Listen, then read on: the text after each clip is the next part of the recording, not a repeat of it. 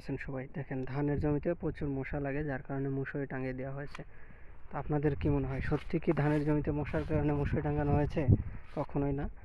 এটি হচ্ছে ব্র্যাকের একটি গবেষণা কেন্দ্র।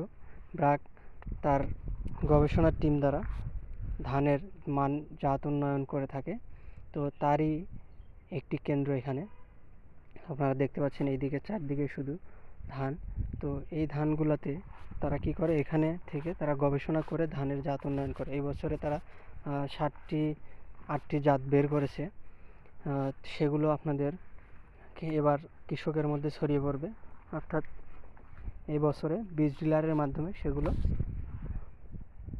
সাধারণ মানুষেরা পেয়ে যাবে। তো দেখতে পাচ্ছেন যে এখানে এটার করার কারণ হচ্ছে একটি ধানের সাথে অন্য ধানের যেন কোনো সংস্পর্শ না হয় বা এই ধানগুলো যেন পড়ে না যায়, যার কারণে কিন্তু এরকম কাপড় দিয়ে বেড়া দেওয়া হয়। তো আসলে এটি অনেক কষ্টের কাজ। আসলে ধানের জমিতে ধানের জাত উন্নয়ন করা। এখানে দেখতে পাচ্ছেন তারা ট্যাগ করে রাখছে, প্রত্যেকটা বেডে এরকম ট্যাগ করা থাকে। আর এই লাইনটা যে দেখতে পাচ্ছেন ধানের, এখানে দেখতে পাচ্ছেন এই সারিটা একটু উঁচা, অর্থাৎ এই যে 2 গোছা রয়েছে, এইটা আর এইটা মাঝখান দিয়ে ফাঁকা রয়েছিল, যেটা লাইন লগো পদ্ধতি বলা হয়। তো এই লাইন লগো পদ্ধতি করার সময় আর এই 2 পার্শ্বে দেওয়া হয় পুরুষ ধান, অর্থাৎ পুরুষ ধানের সাথে স্ত্রী ধানের পরাগায়ন করে এই জাত উন্নয়ন করা হয়।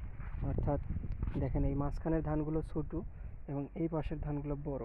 এই মাঝখানের ধানগুলো বড়, অর্থাৎ যখন ধানের ফুল ফোটা শুরু হয়, অর্থাৎ থোর হয়, তখন কিন্তু এই ধানটাকে কি হয়, রশি দিয়ে টানা হয়। একটা ধানের সাথে আর একটা ধানের পরাগায়নের জন্য রশি টানা হয়। তো এই মাধ্যমে কিন্তু আসলে জাত উন্নয়ন করা হয়। তারপরে আরও অনেক পদ্ধতি রয়েছে, তারা কিন্তু এই গবেষণা করে ধানের জাত উন্নয়ন করতেছে। তো ভিডিওটি আপনাদের কেমন লাগলো অবশ্যই কমেন্ট করে জানাবেন। আর নতুন নতুন ভিডিও পেতে চ্যানেলটি সাবস্ক্রাইব করবেন। ধন্যবাদ। আসসালামু আলাইকুম।